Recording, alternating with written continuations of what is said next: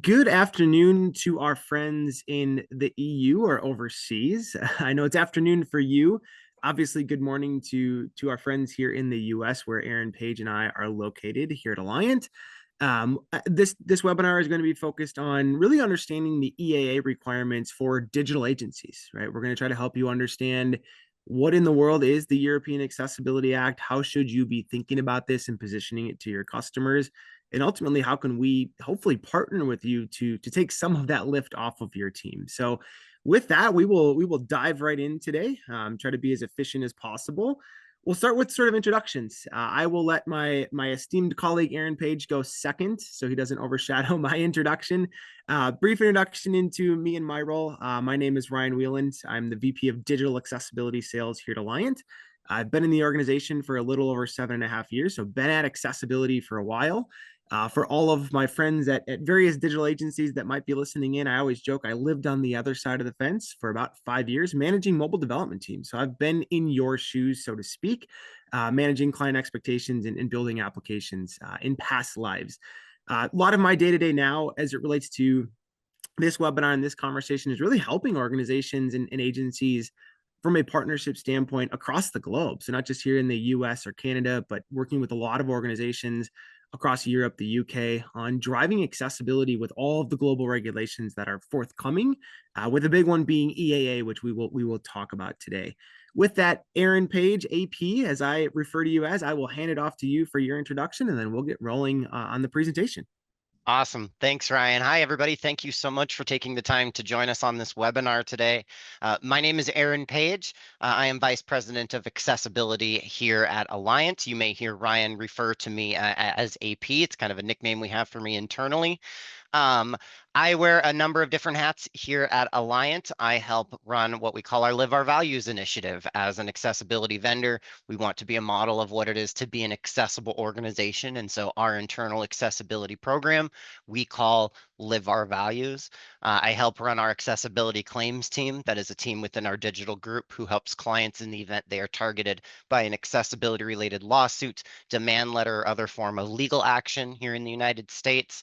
And then I get to do a lot of accessibility evangelism work, webinars, trainings, conference presentations, that type of thing.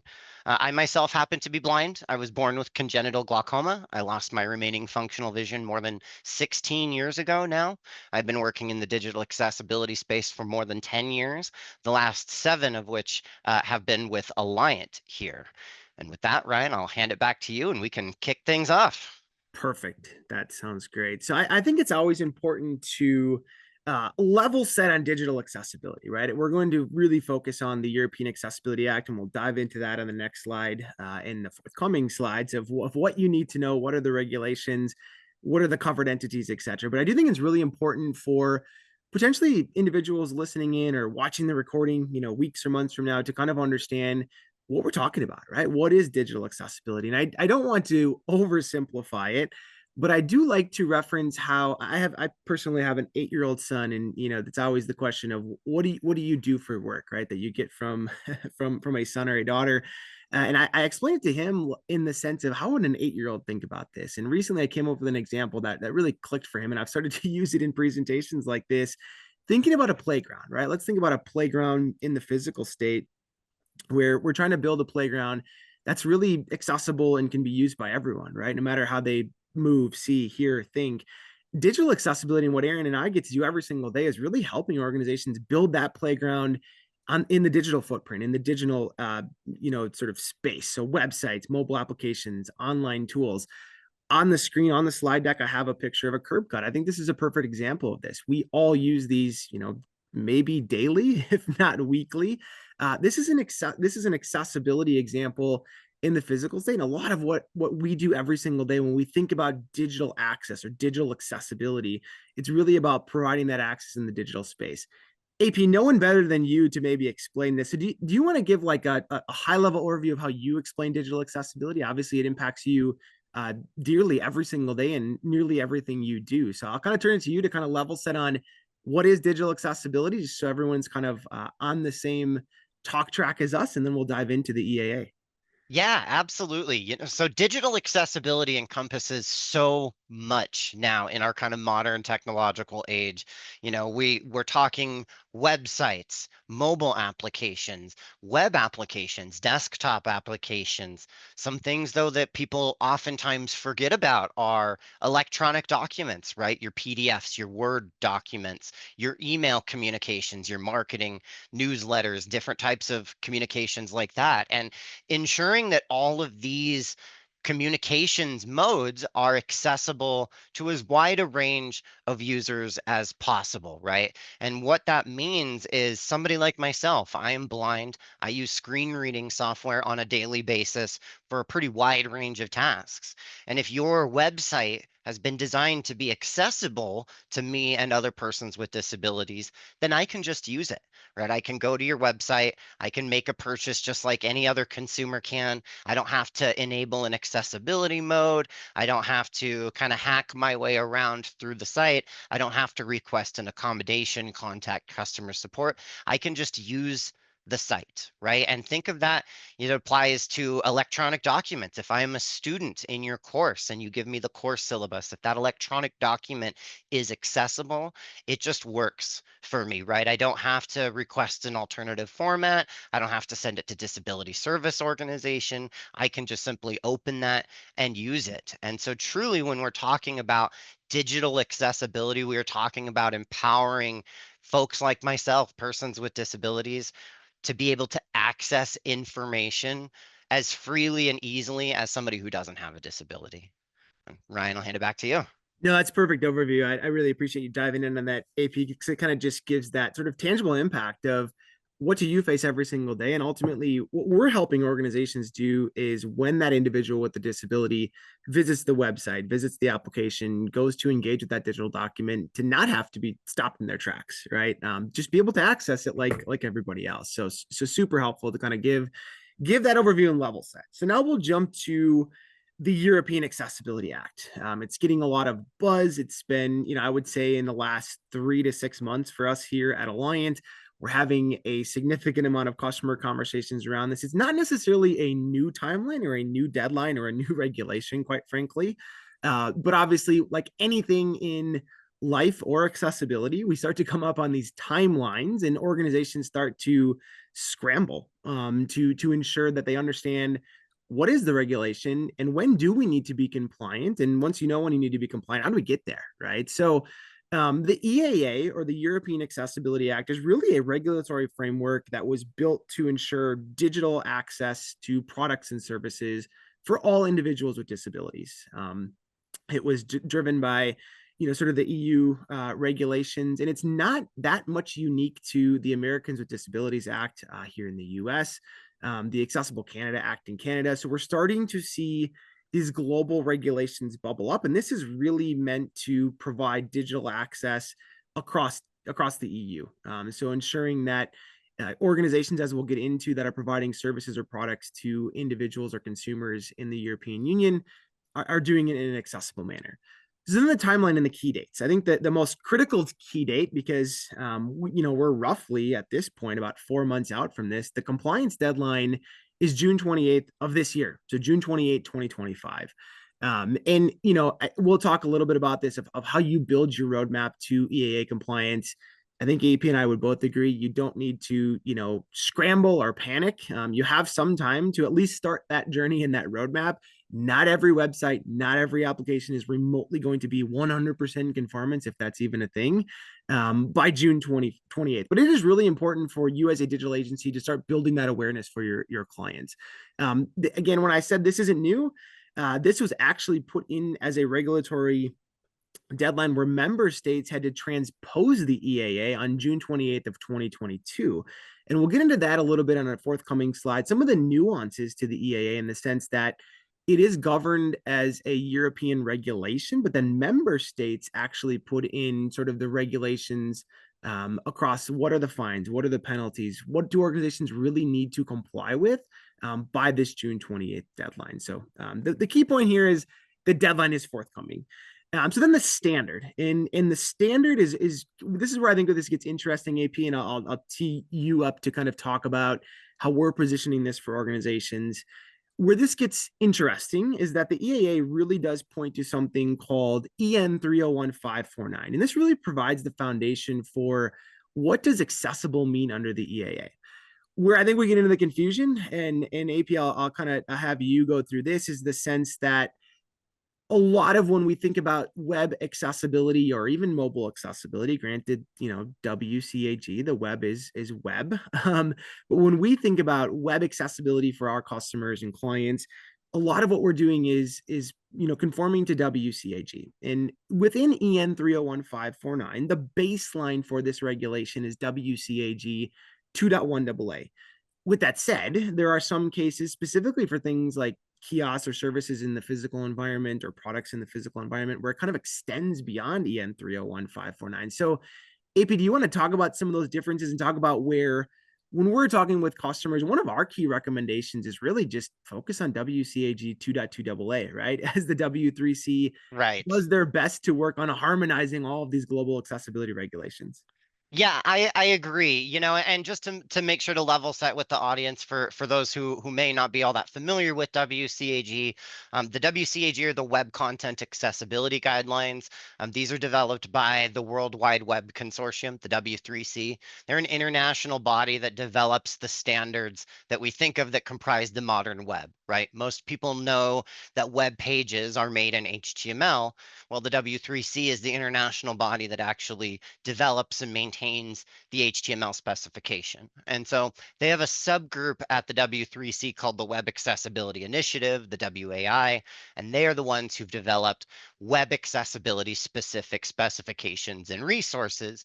One of the most important of those is the Web Content Accessibility Guidelines. And these really are the standards used to evaluate whether or not sites are accessible. And the great thing about it is with it being developed by an international body, these really are the standards you see pointed to pretty much across the globe in kind of various ways, shapes, and forms, right? So in the United States, Section 508 cites WCAG 2.0. The recent DOJ rule cites WCAG 2.1. In Canada, the AODA cites WCAG 2.0. The Accessible Canada Act, the new rule proposed for it, cites WCAG 2.1.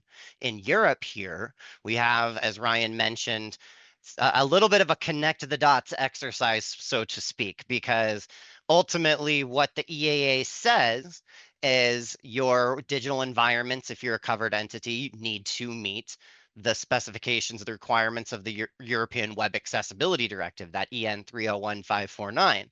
And as Ryan said, the primary thrust of EN 301549 when you're talking about websites, mobile applications, electronic documents, those types of content, that digital content, the standard that they cite is WCAG 2.1 level AA. And so the great thing here is, by ensuring you conform to WCAG, you're really covering yourself across the board. The trick is that you have these different versions in kind of different localities. And that's why, to Ryan's point, we recommend WCAG 2.2, because the way that WCAG is designed, if your website meets WCAG 2.2 level AA, it meets 2.0 and 2.1 level AA. Those they build upon one another. Everything that is in 2.0 is in 2.1. Everything that is in 2.2 is in, or I'm sorry, 2.1 is in 2.2. And so by conforming to the latest WCAG standard, not only do you ensure that you are covering yourself really across the globe, whether you're talking EAA, AODA, ACA, Section 508, all of these, you also are future proofing, because at various points, these different laws inevitably get updated in some way, shape, or form. Some are better than others, but eventually these get updated. And so by conforming to that latest standard, you're really future proofing your digital content as these are updated. Yeah, and I think that future proofing is such a great point, AP. I was actually earlier this week, quite frankly, saw a draft for comment on an updated EN 301549 for the public. And one of the things that was referenced, as I noticed and did a control F quickly, is a very, very large Word document. I control F because one of the things I was most interested in having, you and I going to conferences and kind of talking with folks in the space. One of the things we've been hearing is there is a strong focus on harmonization and focusing on WCAG 2.2. And I saw that throughout the document, right? There was constant references to, look, when EN 301549 was initially drafted, WCAG 2.2 was not out. It is out now, right? And a lot of organizations are using that as sort of their guiding star for accessibility. And so that was referenced throughout. So I think that's a great point, right? Like future proofing your results. Don't get an assessment or don't just focus on WCAG 2.1 AA, because the reality is EN 301549 could be updated at any point in time and reference that most up to date standard, which is 2.2. And that, quite frankly, is why we do all of our assessments and testing for our clients to WCAG 2.2 AA. So super helpful. And then moving to sort of what are the in-scope digital properties, right? It's probably one of the most common questions that we hear from organizations looking to comply with EAA, or speaking with agencies and partners that are focused on the EU market.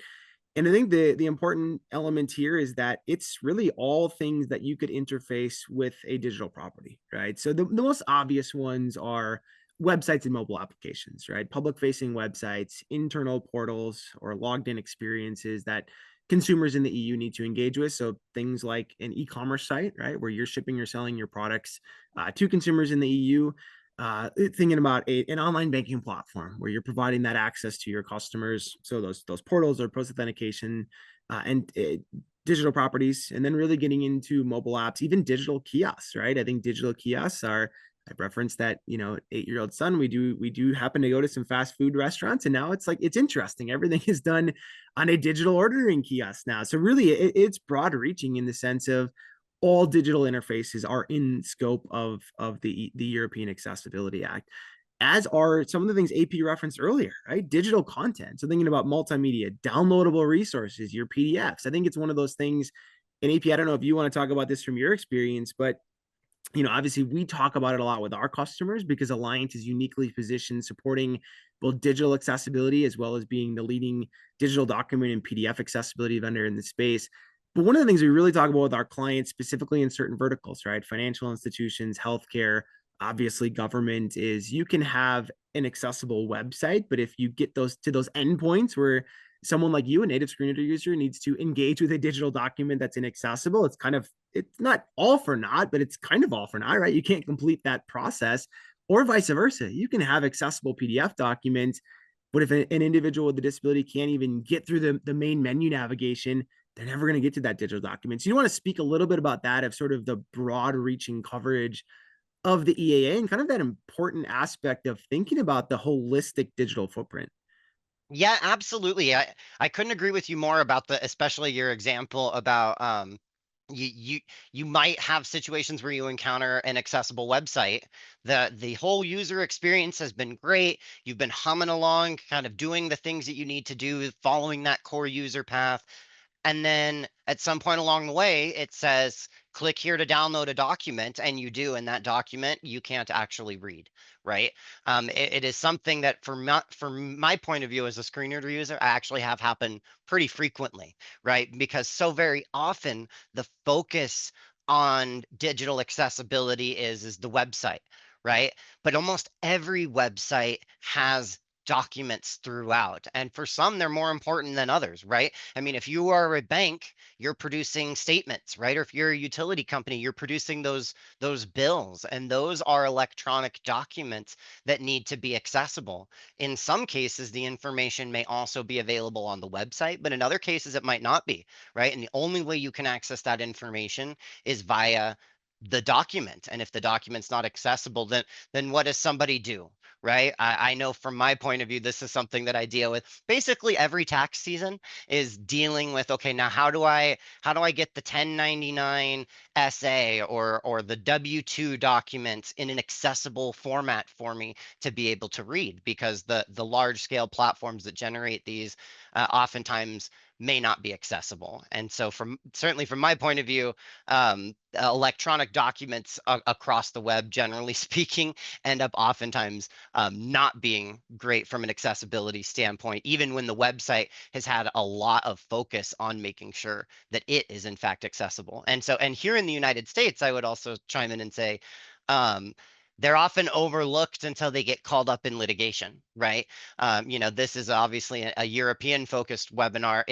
To Ryan's point earlier, individual European member states are able to set what the process is for consumers to be able to file grievances. Can they sue privately? Do they have to report to a government entity? And so you may actually begin to see somewhat of a similar litigation strategy crop up throughout Europe, like we see in the United States. And oftentimes, what we see here in the United States is, well, they did all this work on their website, but they didn't actually think about the documents that are on there. And so, in the lawsuit or demand letter, what they're targeting are those documents and other resources, the third party widgets and services and apps that that site uses, different types of things like that.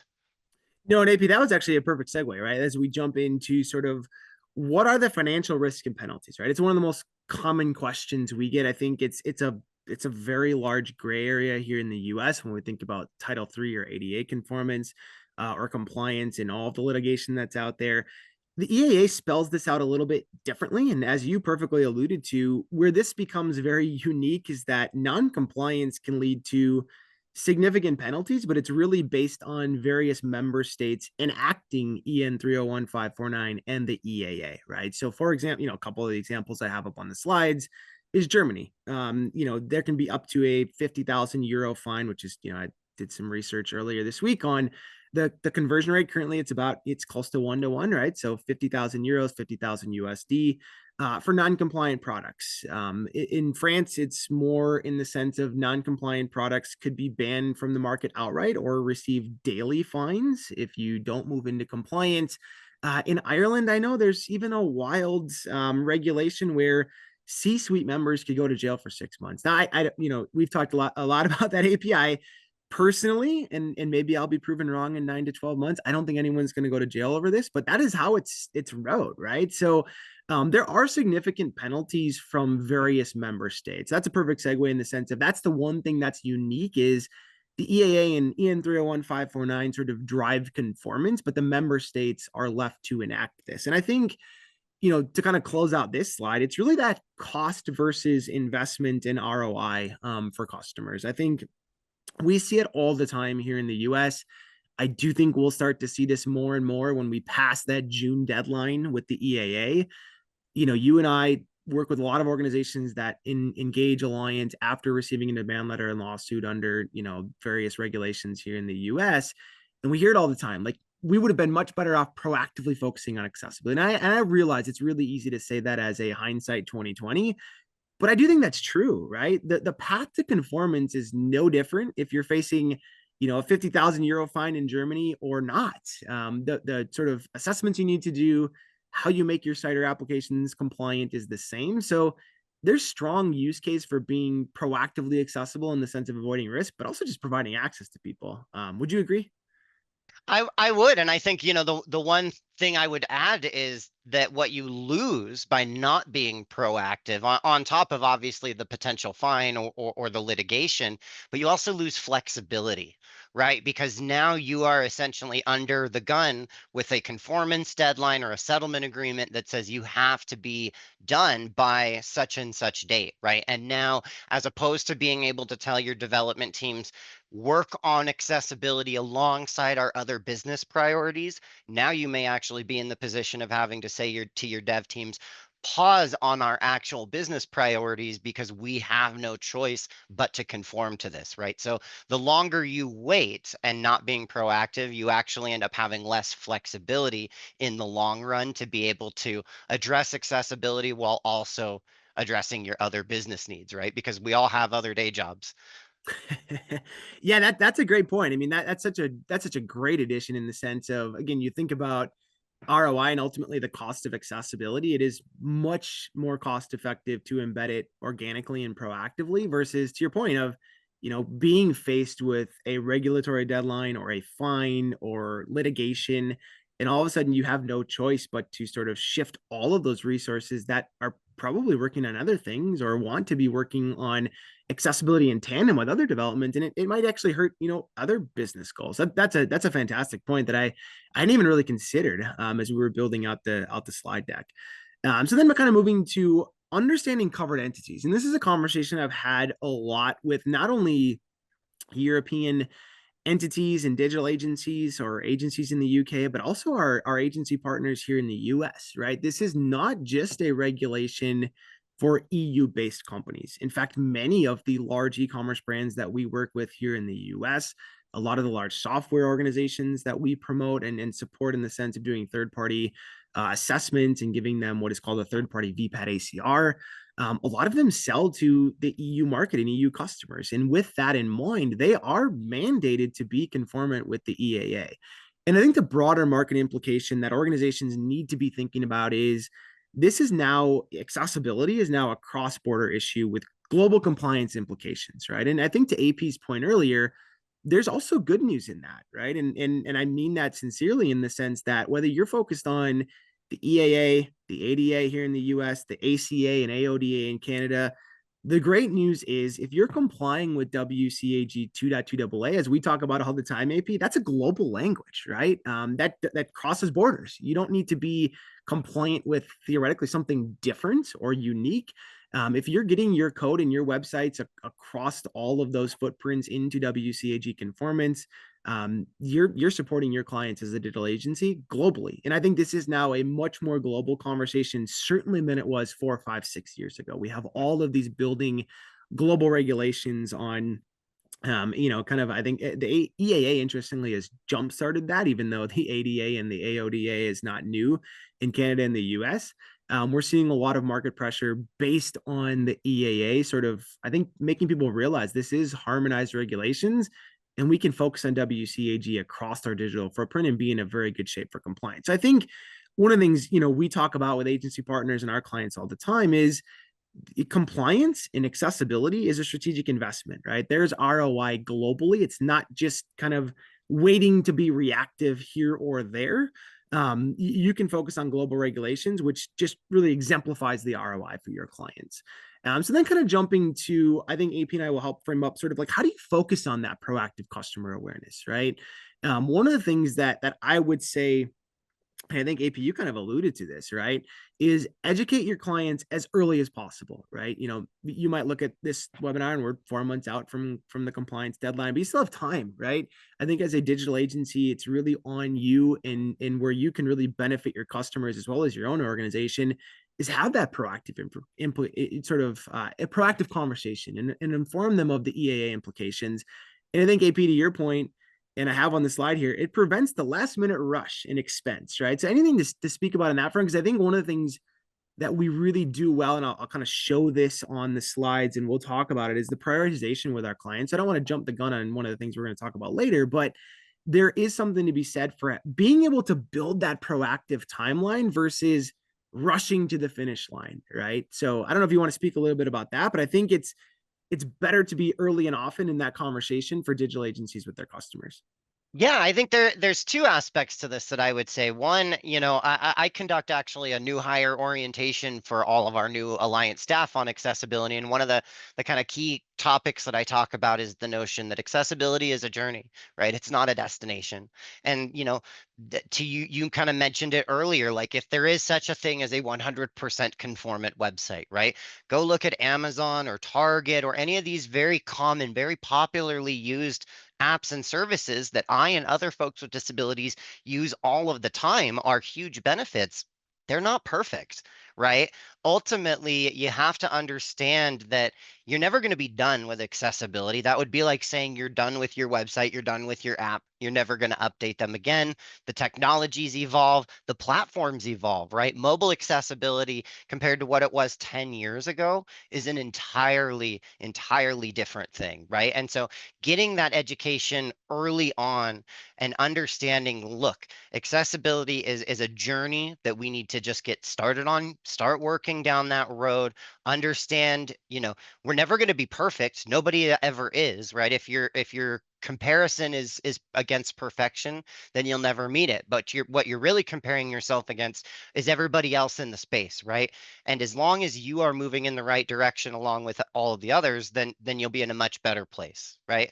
The other point that I would mention is, on the litigation side, I mentioned in my intro, I manage our accessibility claims team. And one of the big important things that we do when providing rebuttal services is we provide what we call a timeline of accessibility activities. And essentially, what every activity we do for a client, whether it's an audit, QA testing, scoping a project, design reviews, training, we track those dates. And the reason for that is when we provide those litigation services, we can actually provide that timeline to say, here's all the things you've done to promote accessibility. It doesn't say you're perfect because nobody is, but it shows all of that effort and that work you have been doing. And that can really help you if, you end up being targeted or you receive a complaint under the EAA. You can say, look, here's the efforts we have been taking towards compliance. And that can often be a huge differentiator when you're in those types of situations. We see it in the litigation space here in the US all of the time. And AP, that's again perfect segue into sort of the next slide here of building that accessibility roadmap. And I think that is something we really help focus on for our clients and digital agency partners is exactly like you said, right? There is no this is different than certain compliance or certain things that organizations think about from a compliance standpoint, in the sense of, yes, there's a goal, right? But it is a journey, and it's a road to compliance, and you need to just get on the road or get on the roadmap, and start working towards that. But it doesn't just stop tomorrow, right? Or it doesn't stop when you've had an assessment and you've fixed a lot of those issues. Because the reality is regulations could change, as could obviously the digital properties. You said a lot of the clients we support, every 2 years they're going through a redesign or they're going through a platform migration, and they kind of have to keep on that accessibility treadmill, so to speak. So I think then jumping to your point of how do we build that roadmap, and how do we get what you and I talk about with organizations all the time when we're speaking at conferences, et cetera, or doing these webinars. Quick wins are so important in accessibility, right? Getting those critical wins, getting wins on the board where teams can feel like you're making an impact and moving down that journey or down that road, versus making accessibility theoretically feel impossible or it's going to take forever. And I think one of the biggest things is really, and we'll dive into this, you'll do the demo, but it really starts with doing a thorough review of like, what are your current digital properties? What does that footprint look like?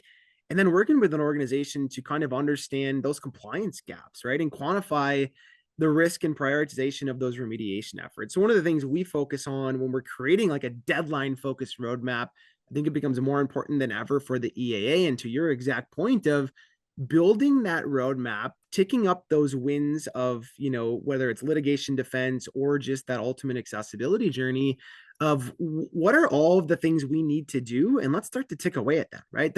Something you can do and we help clients with from day one of an engagement is post a strong accessibility statement, right? Every website should have a strong accessibility statement where an individual with a disability, if they're going there in good faith and looking to get information or they run into a roadblock, it's one of the things they're going to look for. A lot of websites still today, in fact, I would say 70% of the websites I feel like I visit on a daily basis, being in accessibility, I look for this type of stuff. They don't have an accessibility statement, or I can very easily tell it's outdated, right? Like this was updated in 2020 and the guideline is 2.0, right? That probably just points out you thought about accessibility one day in 2020, but you haven't thought about it since. So I think that's a win right from day one. And then start to prioritize, how are you going to schedule this work amongst all of the other work that you're doing, right? A lot of digital agencies we work with and in supporting shared clients, they have a roadmap over the next 6 to 9 months of already pre-scheduled work. Accessibility does just become one more of those things, but that kind of points to building that roadmap and sort of building up that life cycle and that timeline. And where I'll jump now, AP, is kind of, you alluded to this earlier, right? Integrating accessibility from day one. And I think one of the biggest things we are really trying to help our clients understand, and specifically our digital agencies understand, is whether you're looking at compliance with EAA as that June 28th deadline, which, that might be pigeonholing yourself. I think it's more important to look at the broader timeline and journey that EAA is going to drive teams down, specifically digital agencies. But thinking about this through the full software development life cycle, right?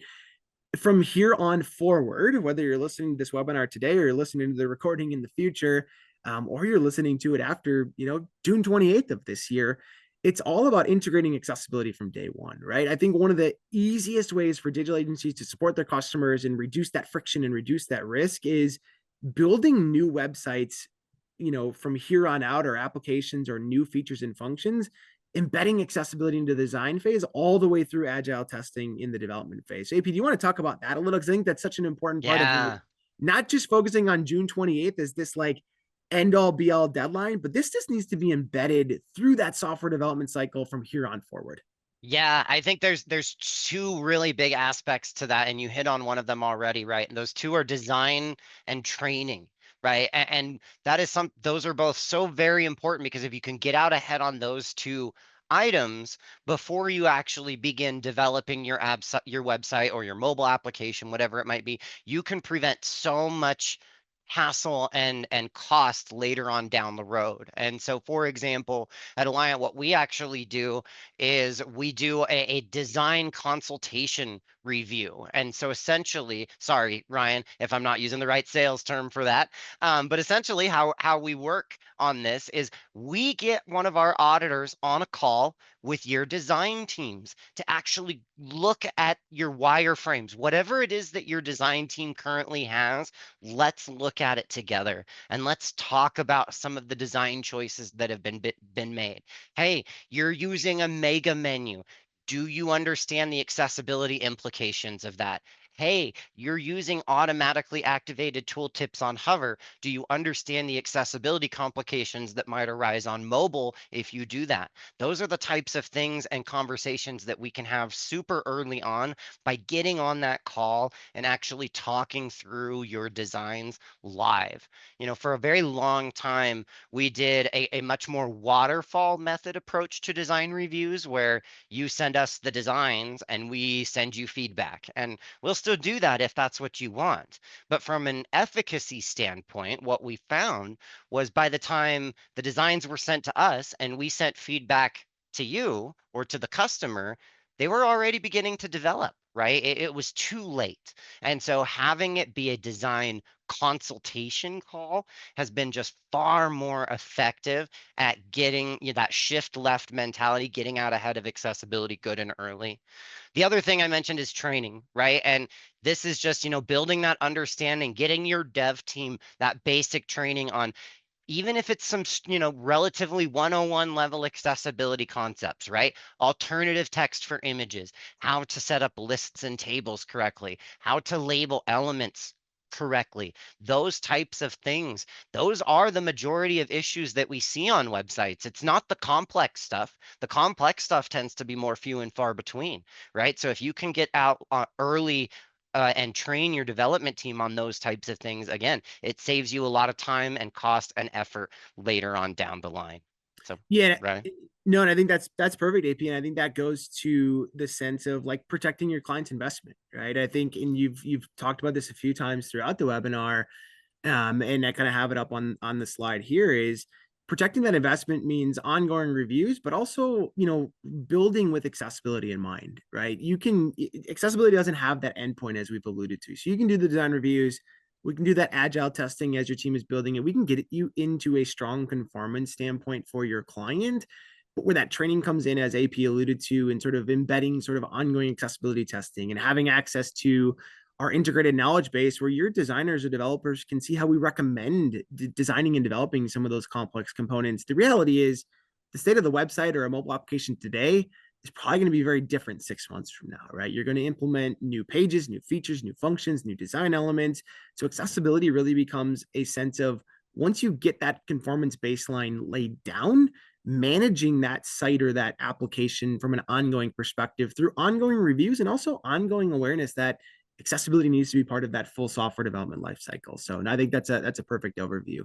Um, with that, I'll kind of jump to prioritizing usability for max impact. And the reason I'm going to this slide before we jump to AP's screen reader demo in a minute here is, I think it's very important when we think about the EAA, and when I read EN 301549 and the ultimate, sort of European Accessibility Act, which is very long. a lot of it is focused not on a strict and full compliance or sort of adherence to WCAG, which I fully respect. I know AP does. We talk about this with clients all the time, and you alluded to this earlier. There is no website or application that is 100% conformant. We could go anywhere on the internet and probably find a usability or accessibility issue. Well, one of the things I really respect about the EAA and EN 301549 is it does focus more on the usability impact. Can someone use your website or your application? Because that's kind of the baseline for accessibility. And I think it's one of the ways we really work as a prescriptive partner to our digital agency partners is we're not going to sign you up to make every website 100% conformant next week, right? That should never be the goal. It should be focusing on max user impact. And I do have a small screenshot up on the slide deck here that kind of shows remaining issues, and it's got these priority levels. This is actually out of our hub platform.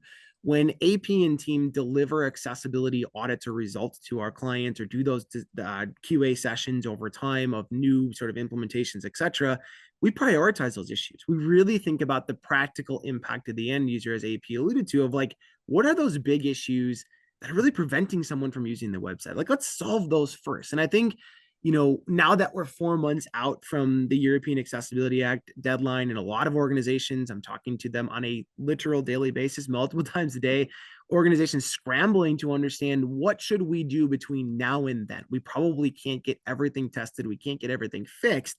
It really becomes focusing on usability. And that's really where our testing methodology comes into play, leveraging individuals with disabilities as part of that testing process. So you actually get the feedback on how accessible or conformant is our site or our digital application, but also how usable is it, and how do we fix that usability as quickly as possible. So with that, AP, I will kind of hand it over to you.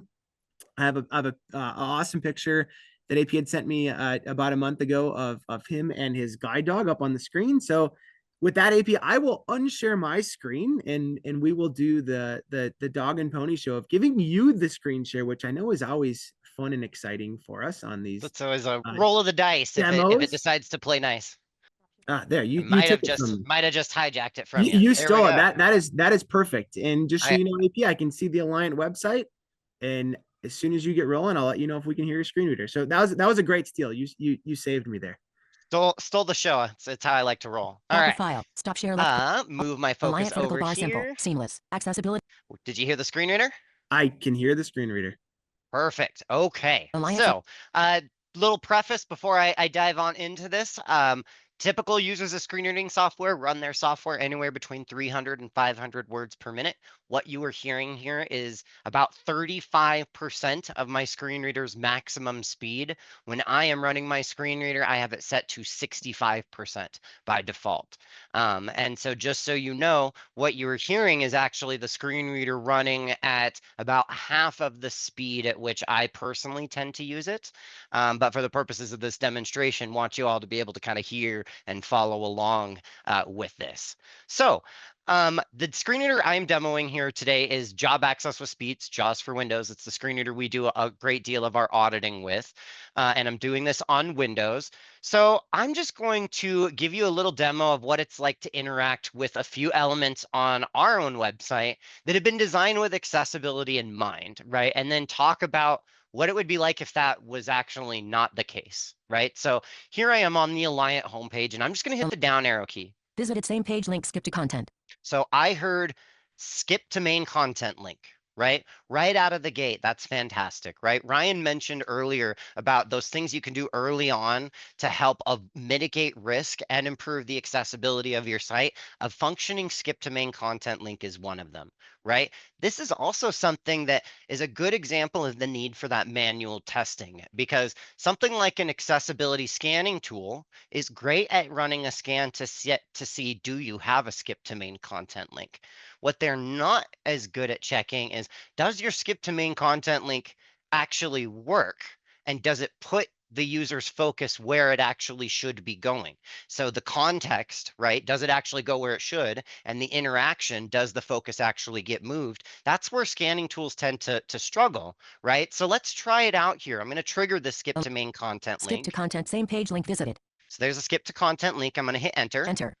Simple, seamless, accessibility heading level 1. And so it says simple, seamless accessibility, heading level 1, right? So it's jumped my focus down to the start of the main content on the page, which has this simple, seamless accessibility, heading 1, right? And so now if that skip to main content link didn't exist, I would essentially have to use other means to jump to this section of the page. Or if that link were broken, the result would have been I would toggle the link and my focus wouldn't have gone anywhere. I still would have been on that skip to main content link. And you'd actually be quite surprised how often we find that a website has a skip to main content link, but it doesn't work. Something was updated or changed, an ID value was changed on the element that the link targeted, and now the link doesn't move focus anymore. And that's the kind of thing you really have to test manually in order to know for sure if it works. Align. So let's keep going past that skip link. Visited same page links. Link accessibility statement. Accessibility statement. There's the link that Ryan mentioned earlier about why it's so important to have that accessibility statement. Here it is right at the top of the page, quick and easy to get to. List of 2 items. List of 2 items. Link plus 1-800-563-0668. Click to call Allyant toll-free number. So there's a phone number. Link plus 1-613-236-0866. Click to call Allyant international number. For both local and international. Those are links reading out great. Top menu navigation region. Top menu navigation region, right? So here it's telling me this is the start of one of the navigation sections on the website, and it's identified as top menu. Here's another example where automated scanners can't necessarily tell you. It can tell you if you have multiple nav regions that are not labeled. What they can't tell you is if the label is right. So here it's actually called top menu. Is top menu correct, right? Based on the content that is in this navigation menu. And then if there are other navigation landmarks and if they have names, are the names correct for that? Again, that's a matter of the context, and that is what automated scanners often struggle and why you need that manual live user testing. List of 4 items. Visited link hub login. Link support. Visited link careers. Link partners. So we just hear these links within this navigation region. They're also marked up as a list. Everything is reading out just fine. List end. Top menu navigation region end. Top menu navigation region end. So now it's telling me we've reached the end of that top nav menu. Visited link graphic Allyant logo dash homepage. There's the Allyant logo, and it also tells me that it will take me to the homepage. So it says Allyant logo dash homepage. Main navigation region. Main navigation region. So here we're hearing the second nav, and this one is called main. And that's really nice actually, because if I needed to come back to this, I now know this is the main navigation, jump just straight to that, right? Or if I knew I needed to get to the hub login, that's in that top navigation, so I can jump straight to that. That's why it's nice to have those unique labels on them. So let's look at the main navigation. This will be, I think, the last thing I will show you inside of this demo here. And this is demoing an accessible site navigation. And so here is how our site navigation reads out. You heard it say main navigation. List of 6 items. List of 6 items. Digital experiences button collapsed. Digital experiences button collapsed. PDF documents button collapsed. PDF docs collapsed. Print documents button collapsed. Print documents collapsed. Resources button collapsed. Company button collapsed. Same page link contact us. So you heard 5 different menus plus a contact us link. List end. And that's the end of it, right? So those 5 menus were all identified as buttons, and they all told me that they were collapsed, right? So they're communicating to me as a screen reader user. These are going to expand something, right? That is the implication with it being a button and saying to me that it is collapsed. That is telling me as a user, if I trigger this, it's going to expand it. Right? So let's go back to one of those. Same page company resources print document PDF digital experience. So there's digital experiences. Digital experiences button collapsed. Button collapsed. So I'm going to press enter on this. Enter. Expanded. And so now you heard it say expanded, right? So now it's communicated to me as a user of screen reading software, this digital experiences menu has now expanded. And so now let's see if I go to arrow around, can I access the contents of the menu? List of 6 items. Digital experiences button expanded. Heading level 2 digital experiences. So heading level 2 digital experiences is probably big, bold text at the start of this menu for people who can see. A comprehensive suite of accessibility services that empower organizations to achieve digital inclusivity and compliance. Heading level 3 link about digital experiences. About digital experiences, another heading inside of there. List of 8 items nesting List level of 1. 8 items. Link free software validation.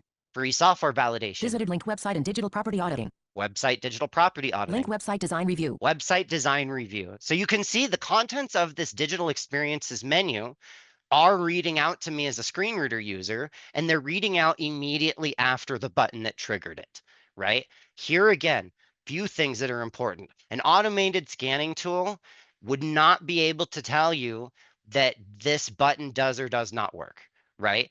Does it actually trigger the menu to expand as expected? And when that menu is expanded, can screen reader users set their focus to it as they expect? Nope. An automated scanning tool would not actually be able to tell you that. The only thing they would maybe be able to tell you is if the digital experience, to say, was not marked up as a button, and it should be, it might say you have a click event on here. This should be a button. But otherwise, all of those other things, the expanded collapse state, how it reads out in the correct order, none of that would be identified by an automated scanning tool. It's why you need that live user testing. And so part of the reason why I always like to show a navigation menu is because this is probably one of the most common accessibility issues we end up calling out, are issues related to the navigation menus. And it's very ironic, right? Because if you think about it, if the site navigation menu is broken or not accessible, and the site search is broken and not accessible, how does the user get around your site, right? If those two means of getting around aren't accessible, it's pretty much a game over. So it's always one of the kind of first things when we are conducting that usability check is we look to see, can the user actually access that main site navigation? And this is one thing, our menu that you see here is just one way of doing it, right? We have buttons, the buttons expand, but you might want these to be links that have menus on hover, but also take you to another page when clicked. You can do all of that. There are lots of different ways to make an accessible navigation menu. It's just a matter of identifying which one is the right pattern based on what it is you're trying to accomplish, and then making sure that that is properly implemented and working with the assistive technologies correctly, just as you saw in the demo here. And I think with that, Ryan, I will hand it back to you. Yeah, that is perfect. Let's see if I can steal back.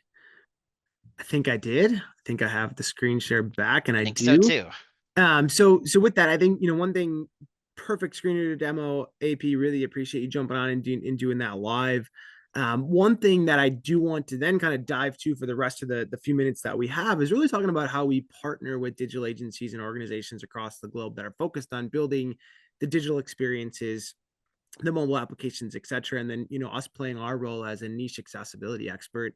And one of them is, you and I do this all the time, AP, go and speak with our agency partners via like a lunch and learn or an accessibility 101 session where you do that exact type of screen reader, but dive into their ICP, right? So if you're a digital agency that focuses purely on Shopify e-commerce, for example, we can show you a demo of the types of issues we would find maybe on one of your clients' websites, right? To make this very real for your internal staff members, your designers, your devs, your customer success team, of the impact of accessibility in engaging proactively with accessibility assessments. We'd be happy to do that at any point in time for any of our partners. And then kind of diving more into the partner-centric approach here at Allyant, partnering with digital agencies. Our digital agencies also get access to our agency-wide testing suite, right? So we have a new automated scanning tool, which AP talked about some of the limitations of that. And that is very real, right? We're a very honest vendor. We're not going to tell you that automation is going to solve 100% of accessibility, because that's just blatantly false, right? Generally speaking, it's going to solve about a third of compliance violations, but they can be some of those low-hanging fruit issues that really do impact the end user, right? Missing buttons, missing alt text, heading navigations, etc. And all of our Allyant partners do get access to running this on their clients' websites to kind of build that use case, right? Help you build that use case in awareness around accessibility across the websites that you are building and supporting for your clients. One really unique differentiator with our automated testing tool at scale is not only can we scan across the entire websites, but within those websites, we also, as the leading PDF and digital document accessibility vendor in the space, we've also built PDF scanning at scale into that tool. So within a single scan, we not only cover your web or HTML pages, we will also test all of your digital documents in real time and give you that report. Last but certainly not least, and I know a lot of the digital agencies that I work with, they leverage our sort of integrated testing tools into every new page or new sort of component that they're building. So we have, for example, a Chrome extension, we have CI/CD testing that we can provide access to all of our partners as part of that partnership agreement that we could build out. Where that comes into play is obviously risk mitigation. AP does a lot of work on that front, supporting our clients really globally, but reacting to demand letters or lawsuits and engaging Allyant after that to kind of understand where they are on that path to accessibility. A lot of those demand letters and lawsuits, quite frankly, are delivered based on scanning assessments. So a lot of our clients are leveraging our automated testing tool at the Chrome extension level, like I have the screenshot here on the bottom of the page, as they are building new content pages like a new PDP or a new blog page or a new event page, but also giving this tool and ensuring that their customers through an engagement with Allyant have access to that as well, right? It becomes a partnership not only with Allyant, but also with your customers. You can build and hand off a very accessible website. You need to ensure that they have the baseline understanding of how they need to drive content accessibility going forward. So feel free to reach out. We would love to chat about all of the advantages to partnering with Allyant as and not only an EAA agency, but globally as a digital agency. One thing I will tell you, and one of the reasons why we are the trusted partner by many leading global digital agencies, is we are only accessibility focused. AP and I do accessibility very well. Our entire team does accessibility very well, but that's what we do. We don't design websites. We don't build websites. We're not going to steal any of the work that you guys do for your clients. We really come in as that third-party accessibility expert to help you drive accessibility for your clients, give them that third-party attestation of where they are at, and help them feel confident and comfortable in how they are thinking about and driving conformance with all of these global regulations, including the EAA. So if you'd like to partner with Allyant or have that deeper conversation on how we could partner, build out that partnership agreement, give you access to that suite of testing tools, have AP and I come and do that lunch and learn, which we would love to do with every digital agency across the globe. You can visit our website. We have a digital partner page at Allyant.com, or you can email us at sales@Allyant.com. So with that, AP, anything to add to kind of close out? We kind of filled the entire time.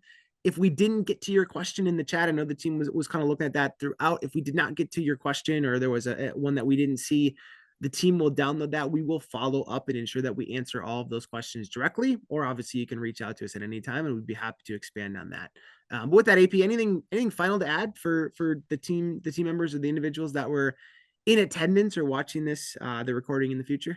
Yeah, I will just say, one thing that I have learned in my time working in the accessibility space, I learned this very quickly is the power of the demo, right? And that is why we do that screen reader demo on this webinar and when we do those lunch and learns. And so I just want to put out that offer again. We would be happy to join you to do one of those lunch and learns and to provide that screen reader demo. I know from when I started working in accessibility at the university, when we were able to do a demo like that in front of the university president and his cabinet, it completely changed the paradigm in terms of us building that momentum throughout the organization. And so we'd love to help you do the same thing. So hope to hear from you. Thank you so much. Yeah, no, that's a great point, AP, and we certainly would be happy to do that for anyone who reaches out. So we hope to hear from you. And if nothing else, we really appreciate you attending. We hope you took away some insights on the EAA and how you can be positioning this to your customers. If there's anything we could help with, obviously visit our website or reach out to our team at any time. Thank you very much. Thank you all.